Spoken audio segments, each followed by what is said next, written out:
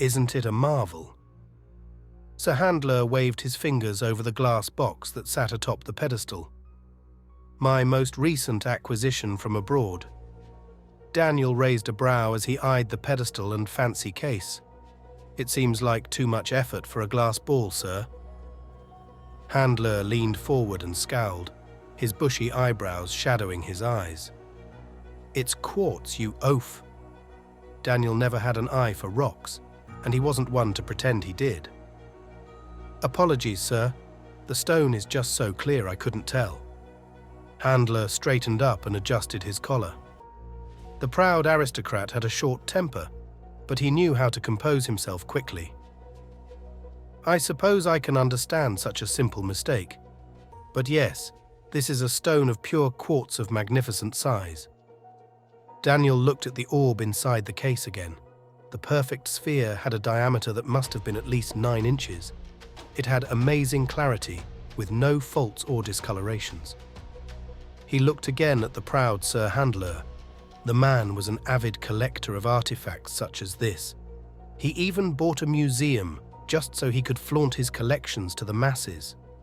Paintings by great artists, totems of ancient civilizations, and precious stones. This lovely specimen came from an archaeological dig quite far south of the equator, Handler started. Apparently the locals didn't respond well to its removal. Did they fight back? Daniel asked, concerned that Handler may have in his greed started another conflict. No, not according to the men who recovered it. Rather, they fled at the sight of this orb. Can't understand why. Daniel raised a brow.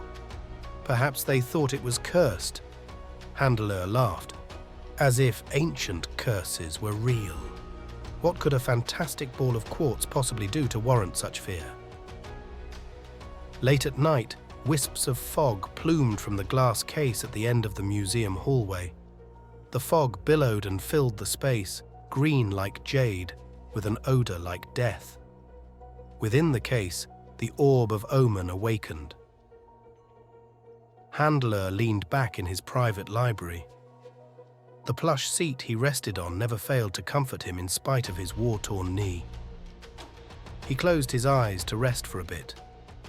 In that brief moment, a bright orange light flashed behind his lids. His eyes shot open to see his room unchanged. Handler scoffed and closed his eyes to rest again. Immediately, his mind's eye shows him an image of his library overrun by flames. He could hear the roar, smell the smoke, feel the heat.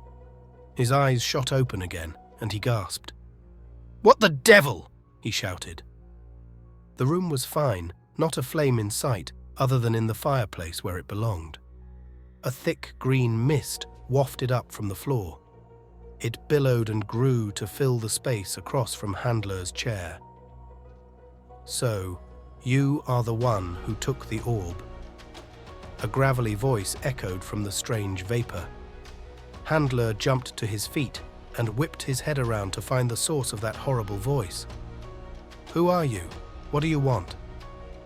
"I am the Oracle. I am the one who inhabits the Orb of Omen. I am the one who delivers visions." Handler spun around and was met with a face as lucent as the full moon.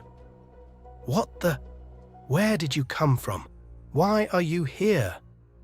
The ghastly being lunged forward and froze inches from Handler's face. "You stole the Orb of Omen from its cell. Now you face its influence, as its new owner." The phantom paused. Handler shuddered. This couldn't be happening. This had to be a dream, a fantasy, a nightmare. You receive its gift and its curse. You may now see events yet to come whenever you close your eyes. Sir Handler shook his head. "What nonsense is this? I can see the future. And how is that a curse?" "You have already seen a vision. The fire." His room was in flames. It was going to be in flames. "The curse is that you cannot stop them." "I can't stop seeing the visions," Handler shuddered. "Or I can't prevent the events they show." The phantom floated to a nearby shelf and set a wispy hand on a lit candle that stood there. Their eyes met as the oracle slowly tipped his hand. Both